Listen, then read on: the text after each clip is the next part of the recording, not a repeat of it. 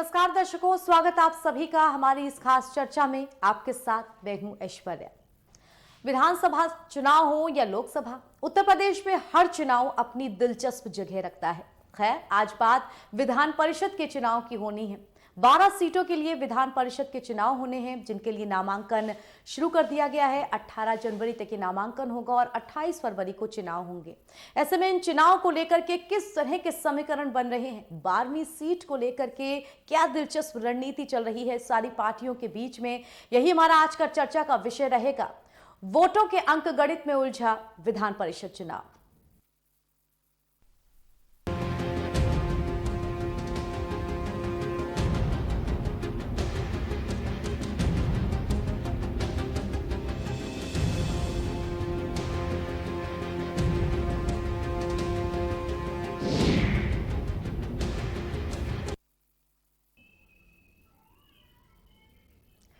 दर्शकों, चुनावी वर्ष यानी कि 2022 से ठीक पहले का वर्ष होने के नाते जितने भी चुनाव होने हों, चाहे वो छोटे हों या बड़े हों, भले ही एक सीट पे क्यों ना हो, उन सब का जो अपना राजनीतिक महत्व है वो बहुत ज्यादा बढ़ गया है। राजनीतिक पार्टियों के लिए ये छोटे छोटे इम्तिहान जैसी बात हो गई है, जिसमें अपना महत्व दिखाना, अपनी सत्ता को कायम रखना, अपने रुतबे को और मजबूत करना बहुत ज्यादा जरूरी हो गया है। ये कहें कि रूलिंग पार्टी के लिए ये एक तरह का लिटमस टेस्ट है और विपक्ष के लिए यह मौका है कि वो अपनी ताकत को कितनी धार दे सकता है। तो चर्चा करेंगे 12 सीटों पर जो विधान परिषद के चुनाव होने वाले हैं, उनको लेकर के किस प्रकार के समीकरण बन रहे हैं। लेकिन उससे पहले आप सभी को हम अपनी एक छोटी सी विशेष रिपोर्ट दिखा देते हैं।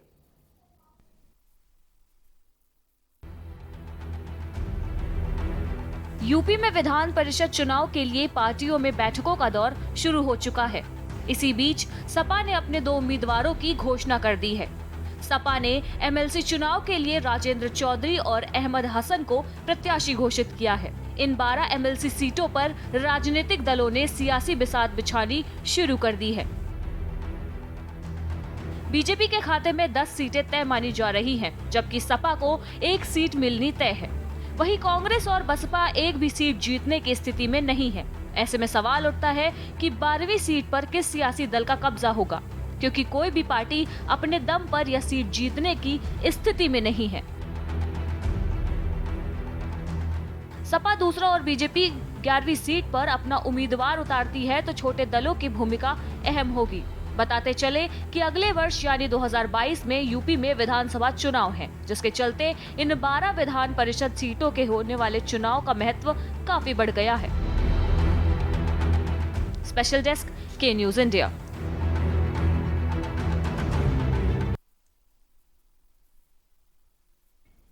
तो अपनी इस चर्चा में हम शुरुआत करेंगे। हमारे साथ जो मेहमान जुड़ गए हैं उनका परिचय आपसे करा देते हैं। हमारे साथ बीजेपी की तरफ से शबनम पांडे जी जुड़ी हुई हैं। शबनम जी, बहुत बहुत स्वागत आपका हमारी इस चर्चा में।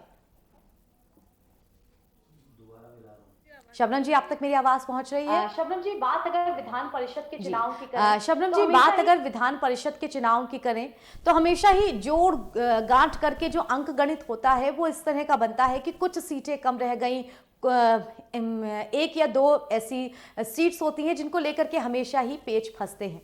लेकिन आज बात 12 विधान परिषद सीटों की जा रही है।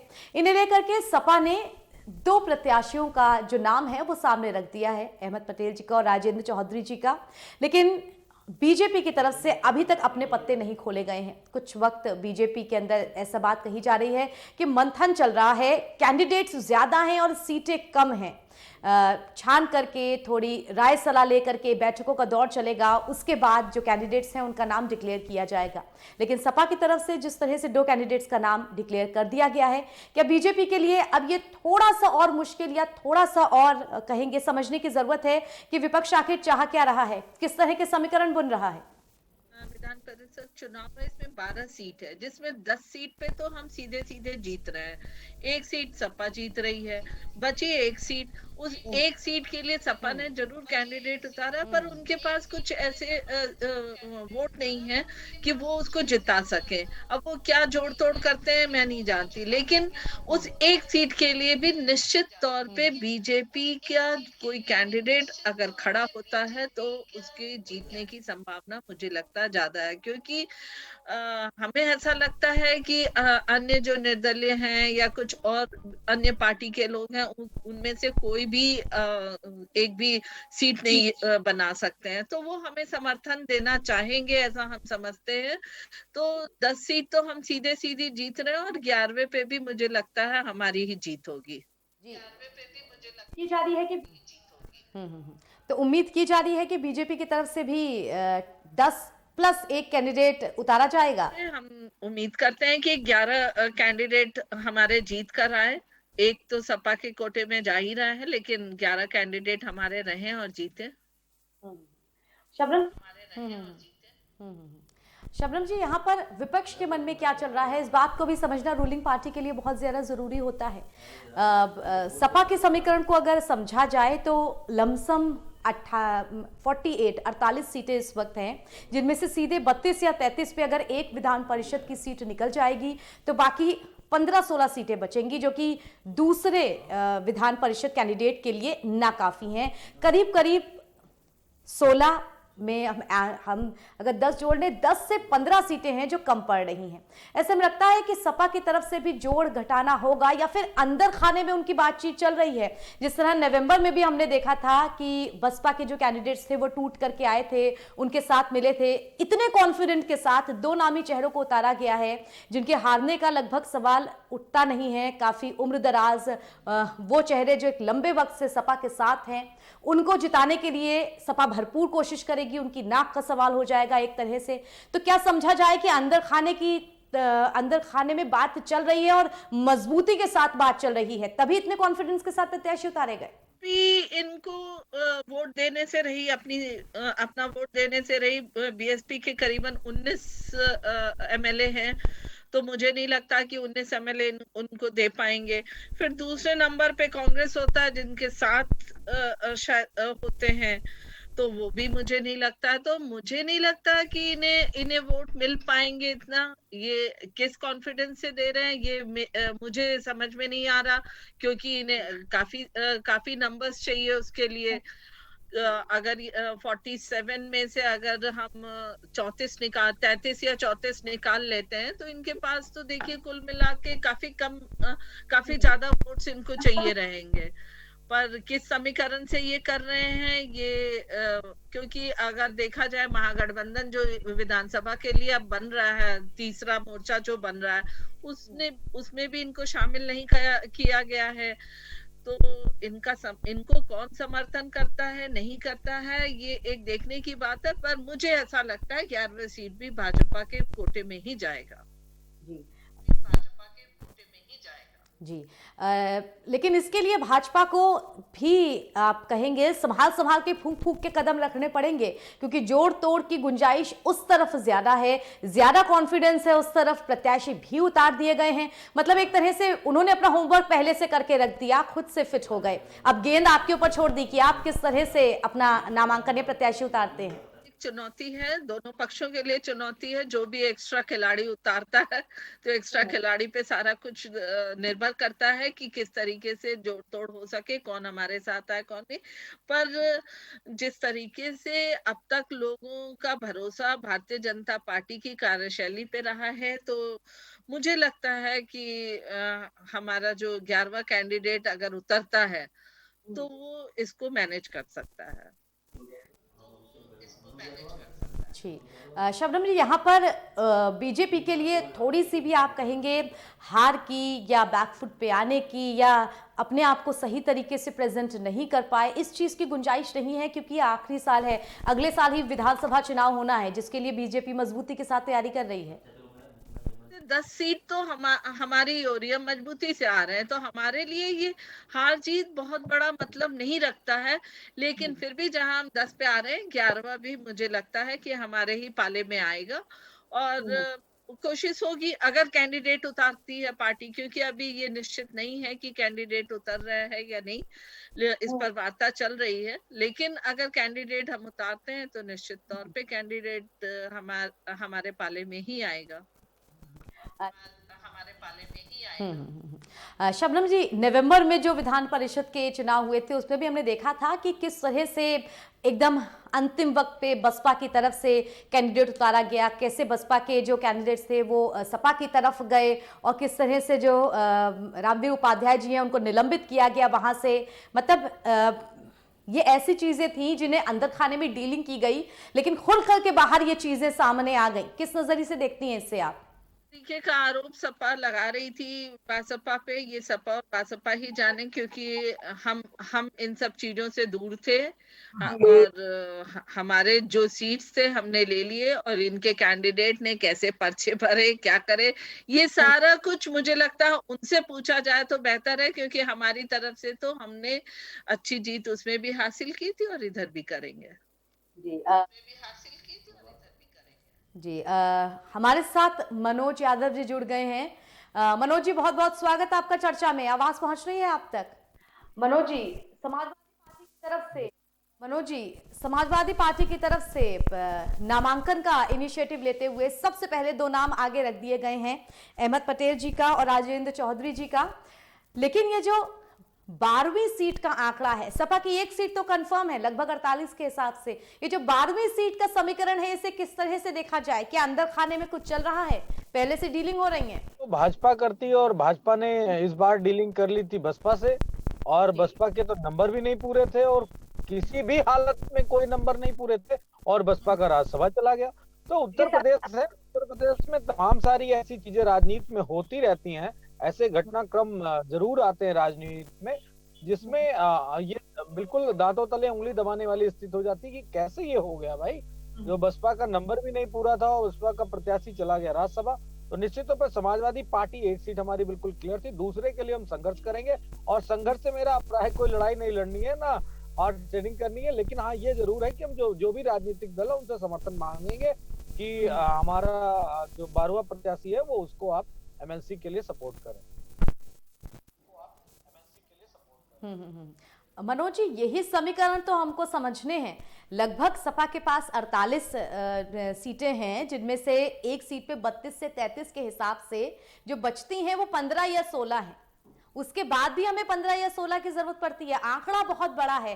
किस किस के साथ गठजोड़, किस किस के साथ बातचीत की जा रही है? हमारे सहयोगी साथी हैं उत्तर प्रदेश में जो विपक्ष में हैं, उन सबसे समाजवादी पार्टी उम्मीद करती, क्योंकि समाजवादी पार्टी का एक इतिहास रहा है स्वराज जी, और ये बात भली बात ये आपके चैनल को सुनने वाले सभी लोग जानते हैं कि हमने किस तरीके से 17 के बाद से लगातार हमने कई पार्टियों को मदद की, एमएलसी बनाने में मदद की, और भी जिस तरीके से सहयोग किया जा सकता उन सहयोगों को समाजवादी पार्टी ने किया अपने विधायकों के माध्यम से।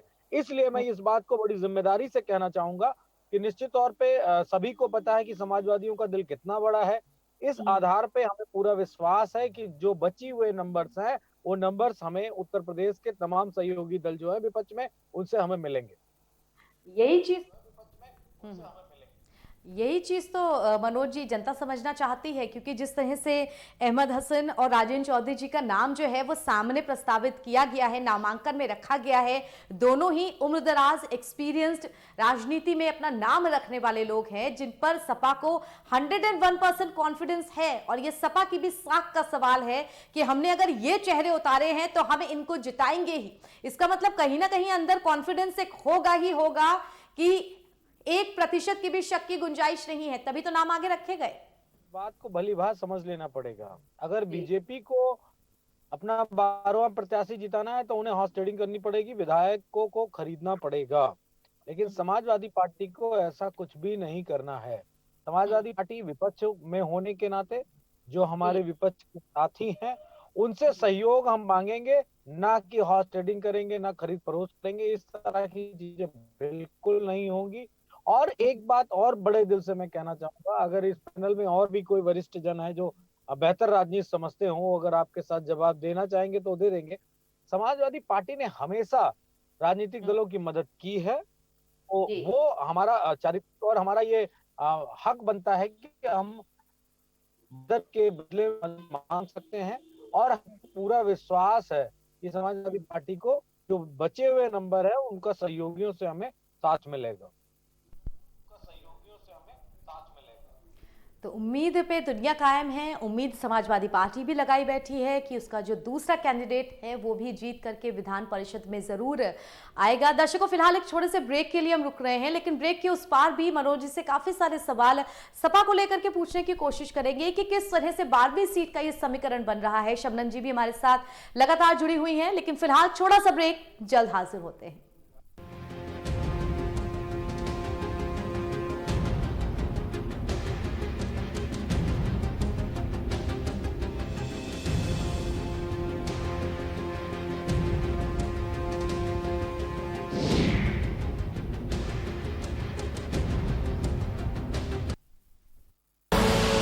आप देख रहे हैं के न्यूज, खबरों का सारथी। खुदी को आजमाया है तो ये अंदाज आया है, खुदी को आजमाया है तो ये अंदाज आया है। तुम में भी मैं हूं, शुद्ध प्लस पान मसाला। फिट रहना है तो फिटनेस हेल्थ ऑयल ले आओ। You are corrupt. हाँ, करेक्ट होता है बाबूजी। सही बोले हैं, तो ले आइए फिटनेस हेल्थ ऑयल। आप देख रहे हैं के न्यूज, खबरों का सारथी।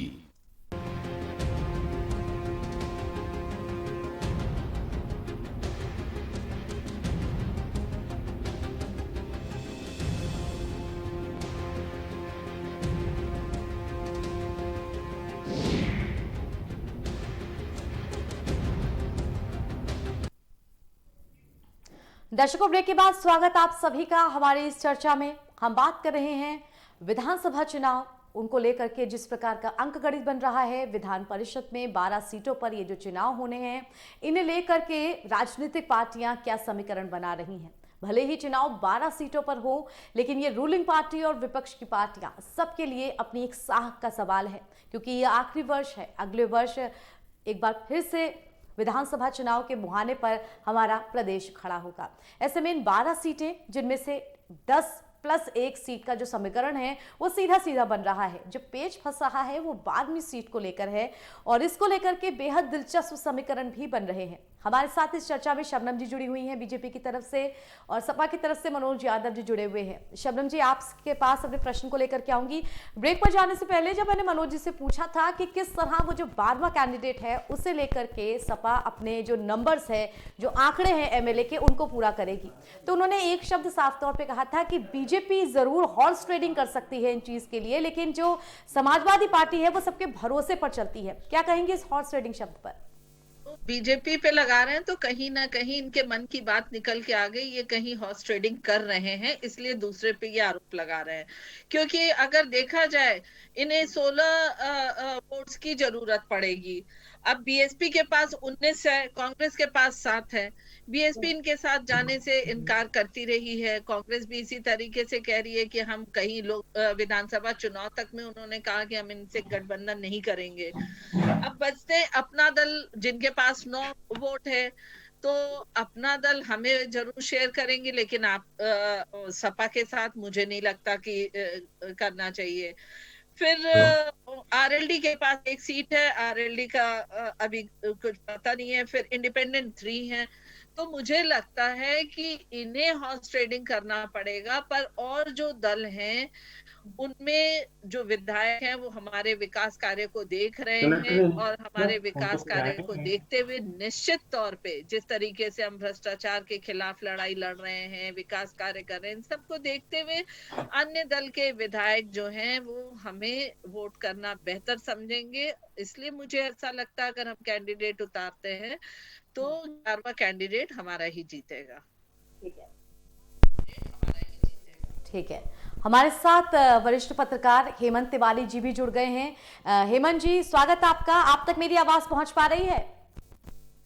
हेमंत जी, चर्चा जी हेमंत जी चर्चा कर रहे हैं यहाँ पर विधान परिषद चुनाव को लेकर के 12 सीटों का जो अंक गणित है, इनमें से 10 + 1 सीटें तो सीधे सीधे सुलझ जाती हैं। जिस प्रकार बीजेपी के पास कैंडिडेट्स हैं, एमएलए हैं, और सपा के पास अपने कैंडिडेट्स हैं, एमएलए हैं। अब समीकरण एक सीट को लेकर के फंसता है और इस सीट पर बहुत कॉन्फिडेंस के साथ सपा ने अपने हाथ में बाजी लेते हुए अपना कैंडिडेट उतार दिया है। लेकिन जनता अभी भी इस उधेड़ बुन में है कि उस दूसरे कैंडिडेट के लिए जो एमएलए हैं, जो आंकड़े हैं, वो आएंगे आखिर कहां से। में जनता के चुने हुए घोड़े बिकने को तैयार बैठे हैं, वहां गणित नहीं चलता, वहां व्यवहार चलता। और व्यवहार यही है, समाजवादी पार्टी ने एक एग्रेशन का फैसला लिया है। पिछले बार राज्यसभा के चुनाव की याद आपको होगी, सबको होगी, आपके सारे दर्शकों को होगी कि क्या हुआ। वहां भी गणित अलग था, लेकिन शबनम पांडे की पार्टी जो भारतीय जनता पार्टी है, इन्होंने जानबूझ करके एक कैंडिडेट नहीं उतारा। तभी इस बात के इल्जाम लगे कि पर्दे के पीछे भारतीय जनता पार्टी बहन जी यानी बहुजन समाज पार्टी के समर्थन करना चाहती है, क्योंकि बिना गणित पूरा हुए बसपा ने अपना कैंडिडेट उतार दिया था। बसपा के पास जो ऑफिशियल फिगर था वो 17 था। 17 में भी 4 बगावत कर बैठे थे, कुल 13 थे। तो क्या 13 विधायकों में राज्यसभा की सदस्यता मिल सकती है? नहीं मिल सकती है। तो उनका कैलकुलेशन था। हालांकि वहां गणित उल्टा पलटा खराब हुआ, लेकिन यहाँ मुझे लगता है कि अखिलेश यादव ने थोड़ी सी अकलबंदी की है।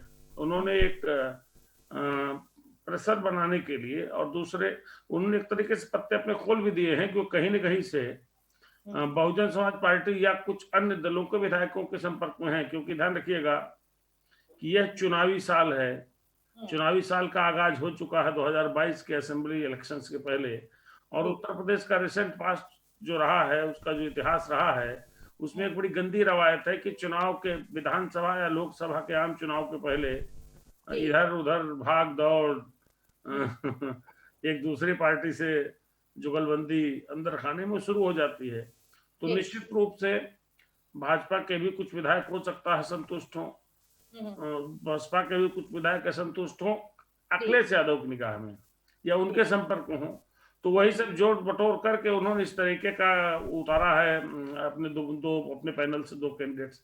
हालांकि 2 कैंडिडेट्स भर की उनकी क्षमता नहीं है, लेकिन आप ये भी देखिए कि वो ज्यादा गंभीर और आत्मविश्वास से भरे हैं। क्यों? क्योंकि उन्होंने जो दोनों कैंडिडेट दिए हैं वो समाजवादी पार्टी के बड़े क्षत्रप माने जाते हैं।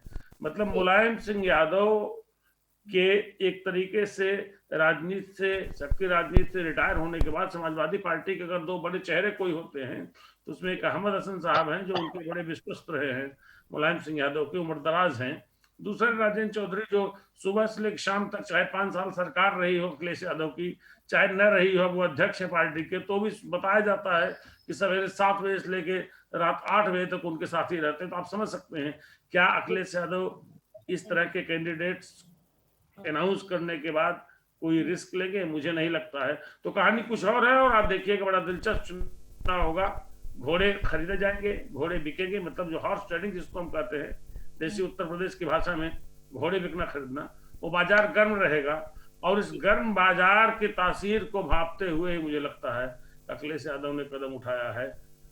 अच्छा नहीं होगा, रिजल्ट किसी के पक्ष में जा सकता है, लेकिन जब विधायक बिकते हैं या जनप्रतिनिधि जो निर्वाचित होते हैं जनता द्वारा वो बिकते हैं, तो स्थितियां थोड़ी लोकतंत्र के लिए अच्छी नहीं होती। बिल्कुल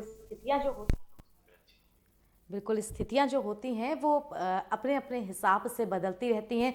हेमंत जी, यहाँ पर यह भी एक बड़ा सवाल उठता है कि जिस तरह सपा का जो बसपा के साथ गठजोड़ है, बसपा के साथ जो उनका कहेंगे मेल मिलाप था, वो काफ़ी हद तक एक ऐसे मुहाने पे आकर के टूटा जिसे आप अच्छा नहीं कह सकते, जिसे आप गठजोड़ नहीं कह सकते। लेकिन क्या सपा ने ये पॉइंट भी चला है कि बहुत कॉन्फिडेंस के साथ अपना दूसरा कैंडिडेट उतारो, जिससे बाकी पार्टियां हैं उनमें कुछ नहीं तो इस बात की खलबली तो मची जाए कि ये इतने कॉन्फिडेंस है, इसका मतलब इनकी बहुत सारे लोगों से बातचीत या तो डन हो चुकी है या चल रही है। ऐसे में जो दूसरी पार्टियां हैं वो अपने लोगों पर भी शक करने लगे एक तरह से हैं, जिसमें खुल करके खुली वोटिंग नहीं होती, लेकिन इतना तो पता लग जाता है कि किस विधायक ने किसको वोट दिया है। इसीलिए इसमें व्हिप जारी होता है और बाकायदा पूरा वोटर्स की एक संख्या निश्चित की जाती है कि कौन विधायक कितने विधायकों का एकजुट वो हिस्सा वो किस कैंडिडेट को वोट देगा। लेकिन यहाँ बात दूसरी है, शौर्य समझने वाली बात है। देखिए, अखिलेश यादव को एक साथ दो निशाने साधने हैं। अखिलेश यादव को जो दूसरे कैंडिडेट को लेकर के पिछले चुनाव में चोट लगी थी राज्यसभा के चुनाव में, और जिस तरीके से मायावती ने उनको 2019 के पार्लियामेंट्री इलेक्शन के तुरंत बाद झटका दिया, अलग हो गई, और फिर उनका जो रवैया रहा, वो दोनों हिसाब उनको बराबर करने हैं। और कैंडिडेट्स उन्होंने ऐसे दिए हैं जिनके साथ वो कोई हल्की बात कर नहीं सकते। ऐसे में कहीं न कहीं एकदम कैलकुलेटेड स्टेप है अखिलेश यादव का कि वो अपने दोनों कैंडिडेट जिता ले जाएंगे। क्योंकि देखिए, भारतीय जनता पार्टी ने 10 पर्चे खरीदे हैं अभी तक। बिल्कुल ऐसे में ये समझना बहुत जरूरी है कि किस तरह के समीकरण इन विधान परिषद चुनावों में बनेंगे जो आने वाली 12 सीटों पर चुनाव है उन्हें लेकर के। जी, इस वक्त 10 विधायक हैं या 11 वास्तव में जो वास्तविक संख्या जो सामने होती, क्योंकि बसपा के विधायक तो पिछली बार ही बगावत कर चुके थे। वो तकनीकी कारण था कि वो उनकी बगावत का असर नहीं पड़ा और मायावती अपना एक कैंडिडेट जिताने में कामयाब रही। लेकिन इस बार ऐसा नहीं होने वाला है। कील कांटे लोगों ने पहले दुरुस्त कर दिए हैं। मुझे लगता है अगर चुनाव हुआ, वो चुनाव तभी होगा जब बसपा या कोई एक और कैंडिडेट किसी दल का या निर्दल जो एलिजिबल हो, जो पात्र हो सके चुनाव लड़ने का, अगर वो आता है तब। वरना मुझे लगता है कि 10 और 2 10 भारतीय जनता पार्टी के और ये दोनों क्लियर निकल जाएंगे। लेकिन अगर किसी सूरत में चुनाव हुआ तो निश्चित रूप से दिलचस्प चुनाव होगा और विधायकों की खरीद फरोख्त हर कीमत पर हर सूरत में होगी। वैसे मुझे संभावना कम लगती है। जी बिल्कुल, तो ये 12वां चुनाव बहुत दिलचस्प होने वाला है हेमंत जी।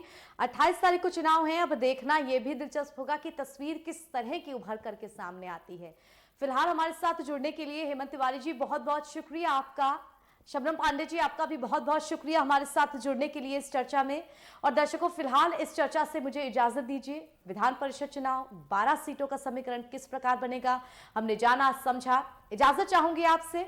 देश दुनिया के तमाम खबरों के लिए के न्यूज के साथ बने रहिए। नमस्कार।